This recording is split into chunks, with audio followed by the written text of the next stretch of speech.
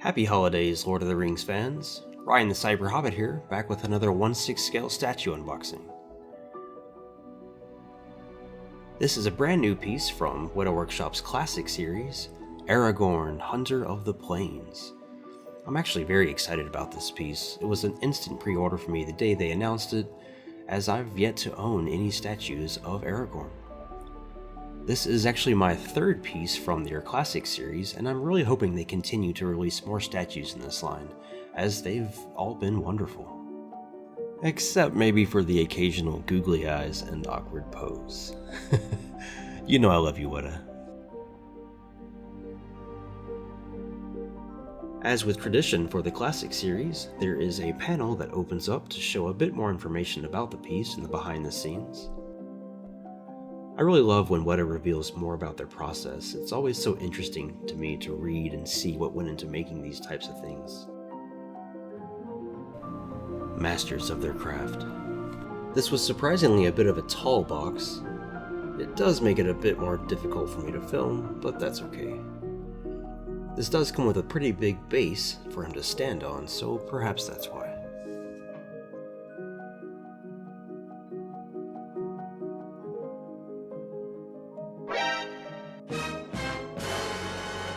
So, yeah, this was under him, and it looks like a piece of his hair. Though I did check and didn't see anything obviously broken. But we'll get into this again in a bit. I will admit there's one thing that's sort of always scared me about these types of statues, and that's whether or not the peg and keys on his feet will fit into the base all the way. Though I'm happy to report, with a bit of force, it does go in correctly. I definitely don't want a repeat of my bomber situation. Aragorn's bow and quiver come separate to reduce the chance of anything breaking during shipping.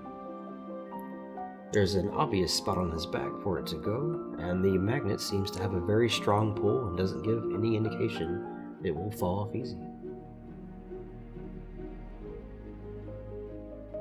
Okay, so the very first thing you do with any Aragorn statue is check out the somehow impossible to sculpt accurately face. I don't know what it is about Viggo Mortensen, but it just seems difficult for people to get it accurate. In no way am I saying I could do it better, it's just become a trend with everything Aragorn. And well, this statue is no exception. Just like the Asmus Toys figure I own, I'll say it looks like Aragorn, but maybe not Viggo.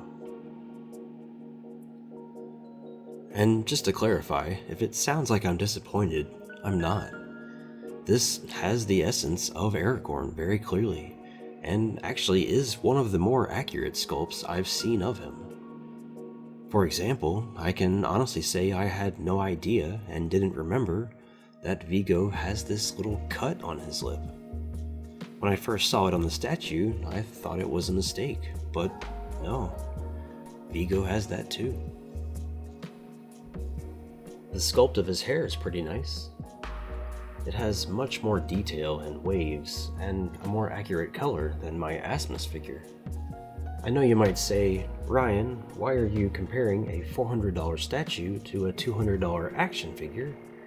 And well, because besides it being 1/6 scale, it's the only other Aragorn I have. And I know lots of people who collect Asmus figures.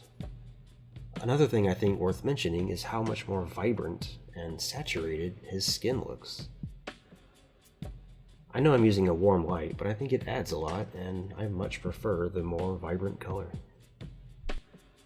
Attached at the top of his cloak, you can see his Leaf of Lothlorien brooch, as well as his Evenstar necklace. His clothing looks wonderful. All kinds of dirt and grime everywhere. A very worn and used look.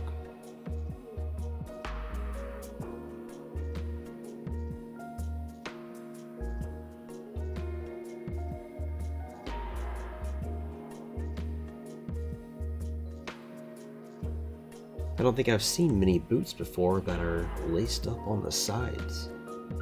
Pretty interesting. I wonder if they're difficult to put on. As you can see here, his cloak has lots of sculpted texture to give it that nice fabric look.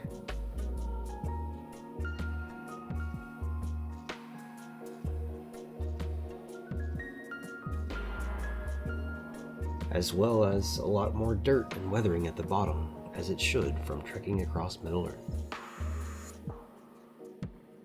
And don't forget, Aragorn wears Boromir's bracers as a way to remember the sacrifice he made in order to defend his friends. These look great.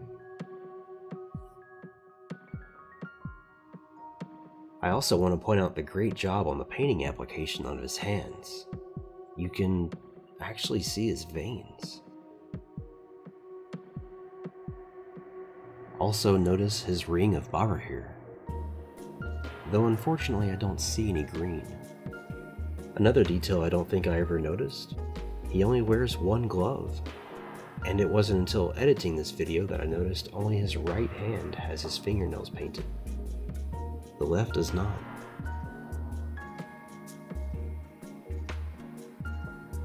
His Strider's sword looks pretty nice, complete with his little dagger on the scabbard. This is another example of just how off the Asmus figure is. Though, keeping in mind the Asmus sword fits inside its scabbard, so that's why it's obviously thicker.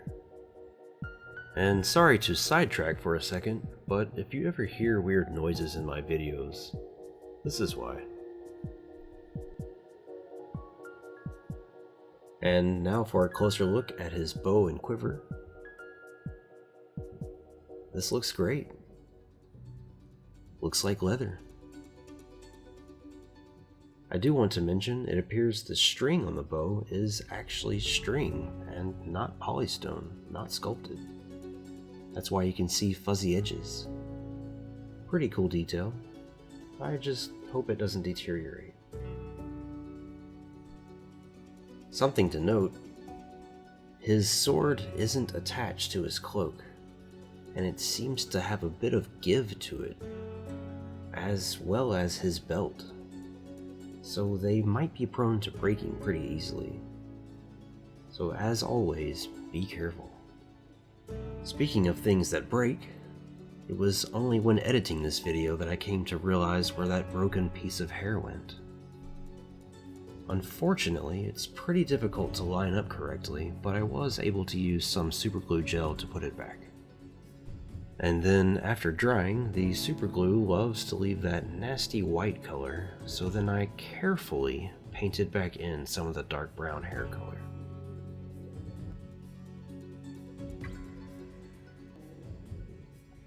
I know it's not perfect, but I sat trying to line it up for quite a while, and this was the best that I could do. You really only get one shot with superglue. It doesn't look nearly as misaligned in person, and unless I told you about it ahead of time, I doubt you would notice. Hair is kind of abstract that way. Anyways, the base Aragorn comes with is pretty nice. A nice big rock for him to stand on. It's always cool to get something besides just a flat black map. And as usual, under the base, you'll find the name and the signature of the sculptor, the extremely talented Daniel Cucurso. And here's a side-by-side standing next to the Asmus Aragorn.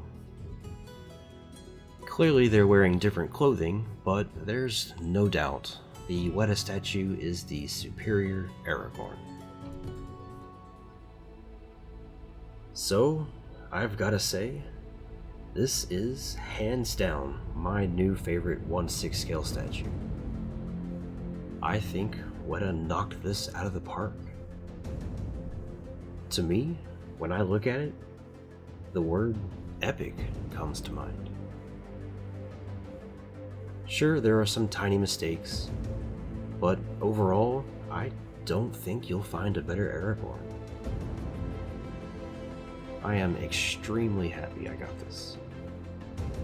If you're considering picking this up, I say go for it. These are open edition. I give this statue a 9 out of 10. Great job, Weta. So that about wraps up this video. If you enjoyed it, I'd really appreciate it if you could hit that subscribe button. But until next time, bye-bye.